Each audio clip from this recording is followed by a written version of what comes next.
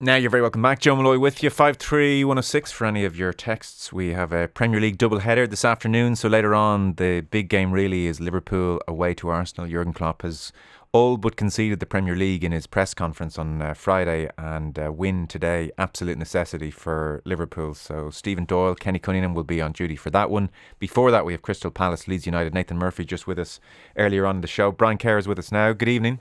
Good Good afternoon, afternoon, even. Joe. Good Yeah, afternoon. Good yes, afternoon. Good evening. afternoon, definitely afternoon now. So, all eyes on Frankfurt this morning, and I suppose the teams to avoid out of pot two were France and England, and certainly out of pot four, you wouldn't have jumped at having Greece in your group, so you need a bit of luck sometimes. You would say Ireland and Stephen Kenny haven't had that luck today. Netherlands from pot one, France from pot two, Greece then from pot four, and Gibraltar bringing up the rear. So, at a glance, I don't think you need to be an expert to say, well, that's bloody difficult. Yeah, but you also have to kind of take consolation for the fact that it's hard not to get a chance to make the finals when it's 24, Joe. When it was only 8 and 16, it was much more difficult. So even if you don't get to the first two spots, it's almost impossible not to get a go at another shot at it, as we did the last time with the Slovakia one with the playoff. Now it might be slightly more difficult in that Greece are in the picture this time. It's a tough draw. There's no doubt about that. Two teams. I've seen a good bit of both Netherlands and France recently. Saw the Netherlands beating Belgium in the Nations League. They were very good. They've obviously got to the semi-final of the group with Poland and Wales. They were very good in the group. They've got plenty of players, good players to pick from.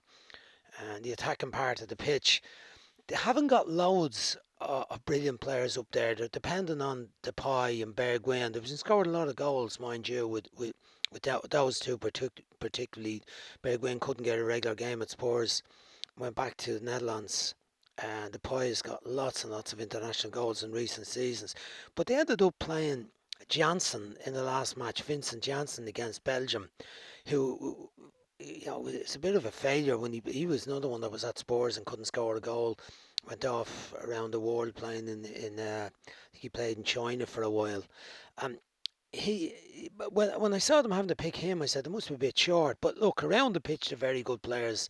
Obviously, De Jong, the Leeds can't get a game. De Jong in the middle of the field, Barca key player, Van Dijk and Ake at the back. They've been very, very good. They're keeping Matis Deloitte out of the team actually, with Timber then the young Ajax player, also Dumfries, Daily Blind on the wing back on the left hand side. They've got good players, and we know they always have quality and style about them. We've beaten them historically in the past. I don't think we can have an attitude, oh, they'll finish first and second. The attitude has to be, can we find a way to finish ahead of one of them? France were less likely, I would say, to beat France. Um, Poor Nations League, Joe. Denmark beat them twice. Croatia beat them and drew with them. Austria got a draw with them, and they actually, I think, they relegated from the group. Now they might have just stayed in, but they were poor enough in the group results wise. But yet in the World Cup qualifiers, sailed through the group with Ukraine, Bosnia, Finland, Kazakhstan, and they've superb players, great depth of players. Still the front three is still Griezmann, Mbappe, Giroud, but they've lots of other options. They've Kunku coming along. There's a lot of fuss about him probably going to Chelsea. The RB Leipzig player at the back. They've got Varane, Saliba, Upamecano, Pavard, whatever you want, and Mm. then the middle of the field. Tushimani, young players coming into the picture now. Camavinga coming into the scene.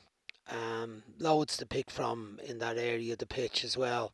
They've real quality, and they usually make it. They make the finals of almost every tournament, so it's going to be difficult. Greece um, beat Northern Ireland in the most recent game. In that group, they were in the what's called the fourth division, I'd call it, of the Nations League. They lost one match to Cyprus, but they beat Kosovo. I think it was the other team was in the group, and they'll get promoted. Gus Poyet is the manager. Um, in the World Cup qualifiers was interesting with Greece. I mean, Greece again. The one that I was seeing was the one that won the Euros 2004, obviously. But then they've had other years where I can remember them losing lost to the Faroes twice in the group, home and away, which is extraordinary. But in the World Cup qualifiers, Joe, they lost out to Spain and Sweden, but they actually got a draw with Spain, and they beat Sweden along the way. What killed them was the two draws with Kosovo and the draw with Georgia, who we know Georgia well can be awkward at times. They've caused us plenty of problems in the past. But Greece can be anything. They can be brilliant or they can be brutal. And it kind of depends when we might be playing them as well. If you get them at the start when it's all enthusiasm like ourselves at the beginning of the group trying to get points, that could be more difficult. Big crowd in Athens. Don't have many famous players playing the team now, recognisable names. Damascus is the obvious one, Liverpool left back. We'll probably see him later today. Um, but plenty of players that play at a good level playing the Champions League. Olympiacos, the Greek teams in general do all right in European competitions, but no famous names. And we're gonna have to be getting at least 4 points off Greece to have Yeah. any chance in the group, and then Gibraltar. But overall, it's a tough draw. There's no doubt about it. Yeah. And in many ways, I suspect Greece could be the stick that could be used to beat Stephen Kenny with should things go awry. For instance, credible performances and good performances against France, Netherlands, and maybe a point here or a point there. I think in the main the Irish public can understand the difference in quality with those two teams. But slip up or two bad games against Greece, that's a different story. So out of pot four, that's maybe the tricky one. So you've been in this position. I don't know. Well, I wasn't in the position, Joe, where I started in a group. Yeah, because I was going to ask you. I'll just jump in because I was going to. Joe, You're all right. You're all right. I was going to ask you the question. I know you haven't quite been in this position, but say you were in Stephen Kenny's shoes now, and the FAI asked you, what is your preference for schedule here? What would it be? Do you think? But I don't think you have a. I don't think you have a preference. I don't think they have that meeting anymore. We used to have a meeting. I think I was involved in the meeting for the World Cup fixture schedule. But for the Euros, I wasn't because I started and we'd already lost the first two games against Russia and Switzerland. Yeah. So I took over, not quite mid-group, but there was 6 games to go in the group. But for the World Cup qualifiers with France, Switzerland, Israel, Cyprus, that group I was involved in, and I think it was the longest meeting ever in terms of scheduling because I had, well, not just because of what I wanted, but certainly I had a clear picture of the type of matches I wanted from the beginning and the schedule. So, but I think nowadays, I'm not right in saying, Joe, that they're fixed by computer or they're fixed. I don't think you have that meeting anymore to make the fixtures out. I'll double check as I speak. I Yeah. suspect you're right. But I think they've gone away from that one where you used to have to sit around the table. Now, I didn't actually sit at the table. I deliberately stayed out of the meeting. I thought tactically better for me not to be there, but to be available on the phone. But I had clear instructions of what I'd accept and wouldn't accept. And I went, I think I'm right in saying I went on and on for a whole day. And in the end, one or two of the countries had to leave and go for flights. They gave up at the end of it, and we kind of got the schedule more. Like you have to concede and you have to compromise. Anyway, look, if I was in the position they're in at the moment, I would say after the World Cup in November, with France and Netherlands being involved in that, it might not be a bad thing to be playing one of them early on in March, right? I know the matches are late in March, but I'm just saying at the start of the schedule, when the season where those players are playing their club football, the majority of them will be involved at the high levels of the Champions League in March and their club seasons. The players that they would have would generally be involved in clubs that would be at that level. Right, maybe not so much the Netherlands players, but the lads at Ajax, will they be still involved? Maybe not. But I would say that you're better off playing them, but you would also like to play someone that you get a result and you get a bit of confidence. So you might like to play either Greece or Gibraltar early on with a home game, and then take a chance and go to one of the others shortly after that, or one of the others at home. Get home games at the start.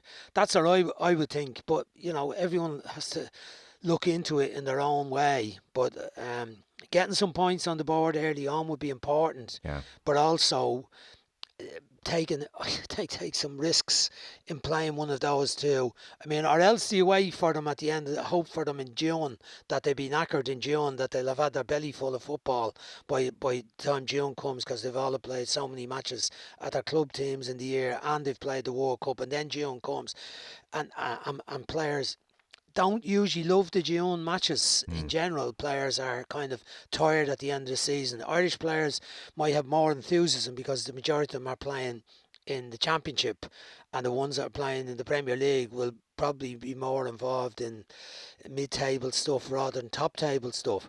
So they would still have the enthusiasm in June, whereas the lads playing for France and the Netherlands, I'd say, would be more at the stage of saying, God, that's been a long season. Have we still to go again?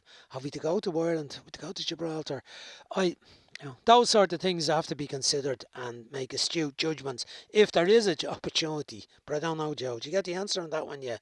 I've texted about 4 people as you're speaking there, and there's confusion reigning, actually. I'm getting contrary answers from 2 people who I thought would know. Okay. Well, what then? I mean, you may not have a choice in that, and you just might have to go with what comes up, and then you plan around it, and either way. And if you end up that you're away to Netherlands and France in the first two, as the manager, staff, you'd be looking at it saying, right, well, here we got if we can get something from those 2 games, what a start that would be. I mean, that was my approach on the World Cup. We early on we're kind of going, all right, if we can get a few points early on, and I think we beat Cyprus, and we went to France, I remember, fairly early on, and we got a draw there, and you're kind of going, all right, that's a good old start, and you take that little bit of a risk in that one. But there's no signs to it, of course, because you don't know what shape teams are in. Will they have a long stint at the World Cup in Qatar, a short stint? We don't know if Deschamps is staying on. They're parking that conversation until after the World Cup. Van Gaal, I presume, given his health over the past year, is probably parking it at the end of this World Cup. So yeah, but he might be enjoying it as well if it goes exactly. well, and he's enjoying it compared to club football, and he gets space in between. It's not like he's busy. We don't know is the point, and we don't know what shape they're in. So I mean, I think there's like this residual sense in Irish football folklore almost, because the O2 World Cup, those early difficult trips paid dividends, and that set us up for the O2 World Cup. But I mean, how do you feel if you have 2 difficult matches and you're 0 for 6 points at the start after 2 games, and you've taken a hockey in one of them, and morale's on the floor, and everybody's starting to give out? So it's Joe, that's the most negative scenario you're painting there. I mean, but my point is, there's no guarantee either, and there's 2 sides of the same coin. Like, it's not like we're saying, you get certain run of fixtures, it's all going to work out. Any run of fixtures can work out or not work out. And you have to do your stuff. Exactly. You have to do your stuff. You take them as they are. I mean, we've got good results. I went to Amsterdam I know it was a friendly game just before the Euros in 2004, and we beat them over there, and it was great, and I enjoyed it. And they were having it was the party day before they went to the Euros, and we'd quite a mixed team, I'd say. A lot of players. Teams gone there in the past and got results, and we did 2-2 draw. We should have won, but there's been other days in the Netherlands in the past. Obviously here, great win at home to the Netherlands. Back in the days, better players who were playing at a higher level, but they're not always the most consistent team in the world. The Netherlands. They've had a wobble and missed tournaments, so they have that. They have, yeah. Not least in O2. And that's why I just pointed out about the centre forward position. Well, the Depay has been in great form, and a couple of the other front players, Bergwijn has been in great form for them. Davy Klaasen's back in the team, the Ruin Berghuis.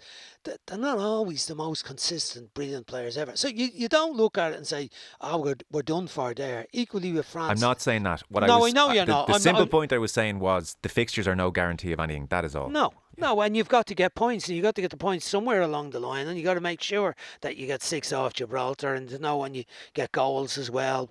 And that Greece, you try and get 6 points off Greece, that won't be handy by any means. I mean, Davy Poya, to be all enthusiasm, he's not into the job too long, and he'll want to make an impression and get them back where they. I mean, you think back on them actually winning that tournament was extraordinary in Portugal, and you go, how did they do it? But they have a well, the big population, first of all. I mean, I couldn't believe that they won it, because I remember seeing us playing the friendly before I was in the Irish job, when Don Givens had a match in Greece, and a friendly game was 0-0, and a couple of years later they won the tournament. I'm going, how they do that? They just looked so ordinary, but they made the best of their resources at the time. Remember, Otahanga was the manager, German manager, and they were hard to break down. They played with five at the back, and they set pieces, and they got goals at corners, and they very all that you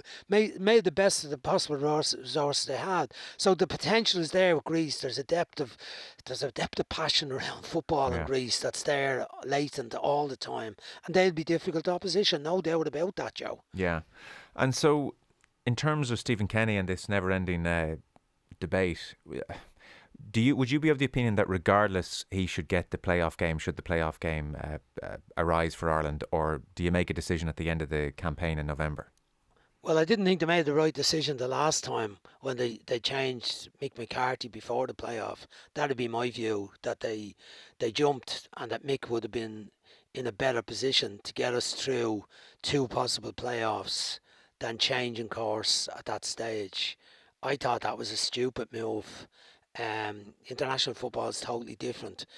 Stephen had been at the under-21 level, but it's totally different at the senior level. And there was a massive turnover in the whole staff situation. Then COVID came into the picture as well. There was a lot of very inexperienced people around the team at that time, which I didn't think helped them to get through the Slovakian thing. I know ultimately we were beating them penalty kicks, but then, even if they had to beat them, they had another match to play if they'd got through that, and so it didn't get that far. But I don't think I think we have to see how the group develops as it goes along before we're even looking at the playoff situation. I know it's not too far away. It'll all happen in the space of March to October, Joe. November, yeah, and basically. November will be the playoffs, I presume.